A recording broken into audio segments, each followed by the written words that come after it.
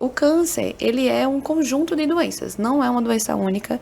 Então, quando a gente diz que uma doença, uma célula é cancerígena, é quando ela tem a oportunidade dela crescer e invadir outros órgãos. Então, é essa a definição do que se chamar de câncer. Mas a gente tem vários tipos, né? Então, dependendo do local onde nasceu esse câncer, é que a gente vai ter aquele tipo de tratamento. Então, são doenças heterogêneas. Um câncer de pulmão é totalmente diferente de um câncer de endométrio.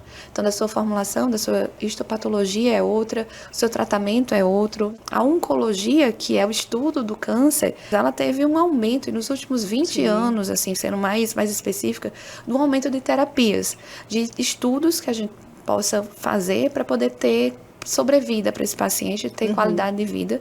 Vou te dar um exemplo de um paciente de melanoma. Melanoma é uma doença extremamente agressiva, é uma doença de pele, que ela pode acometer outros órgãos. E aí, eu tenho um paciente, esse paciente em Recife, que ele abriu doença com doença do sistema nervoso central, ou seja, com metástase cerebral. Em outro tempo, esse paciente teria 3 meses de sobrevida. Hoje ele está tratando comigo já faz 1 ano e 8 meses. Com uma vida espetacular. Por quê? Porque ele teve acesso à imunoterapia, que foi um passo em mudança de paradigma no tratamento de muitos cânceres e principalmente no melanoma.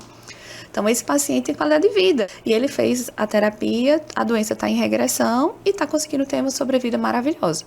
Que se fosse em outro tempo, infelizmente, não seria assim. E isso dá qualidade de vida para ele aproveitar a vida dele. Eu não vou conseguir curá-lo, infelizmente, mas ele consegue ter uma vida de qualidade. Que eu acho que é o mais importante, sabe, Deise?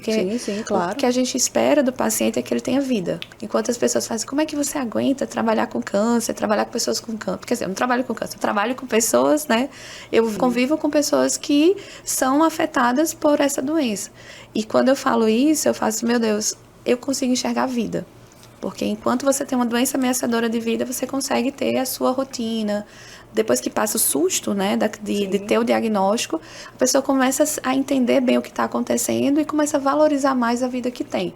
E é uma transformação. E aí você vê essa transformação até na família, é bem importante. E é gratificante para mim. Sim. E a pessoa tem que entender também que nesse processo você não se torna a doença. Você continua sendo um indivíduo à parte e você precisa tratar a doença que você está cometida. Como eu te falei, tem vários estudos, né, justamente dessa sobrevida, né? Uma pessoa com diabetes, ela não tem cura.